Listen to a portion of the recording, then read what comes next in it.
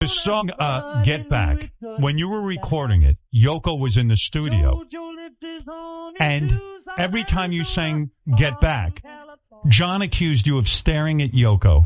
And he took it as an insult. Those were very paranoid times. I know. And let's face it, we didn't welcome Yoko in the studio. I know. Because we thought it was a guy thing. Yes. I mean, even the guys' wives and the girlfriends and stuff weren't really welcome in the studio. They could, control room for a quick visit. Right. But actually sit in the studio with us, it was like, no, excuse me, we're working. Did you have the guts to say that to John? No. You did not. If you had said it that... It was kind of obvious, though. Yes, but weren't you acting out passive-aggressively? You're sitting in the studio, you're just steaming. Rather than saying, John, in a kind of a loving way, this is hurting me. I can't work this way to have someone observing. Everyone was just kind of sniping. We were just fuming.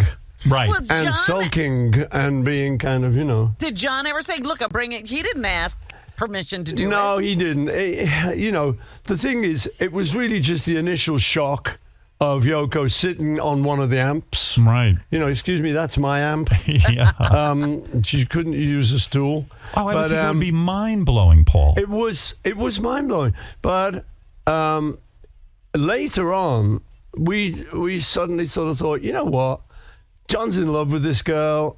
If he wants to bring her in the studio, we've got to cope with that. And we learned to cope with it. And, I now feel that he had the right to do that.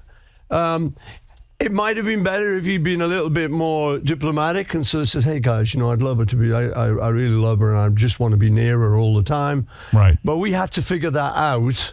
And we did eventually, but it took some time. And there was a few looks went on. Eventually, you even came to say that you feel Yoko was instrumental in John's solo career because the inspiration for Imagine and all of that, you feel came from Yoko, that was his muse, so to speak. I think so. I think, with the Beatles, we came full circle.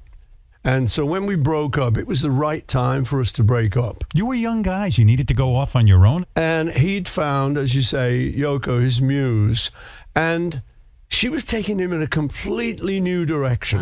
Right. Sort of avant-garde, all stuff we'd liked, all stuff we'd admired in other people. But suddenly he had a ride on this bus.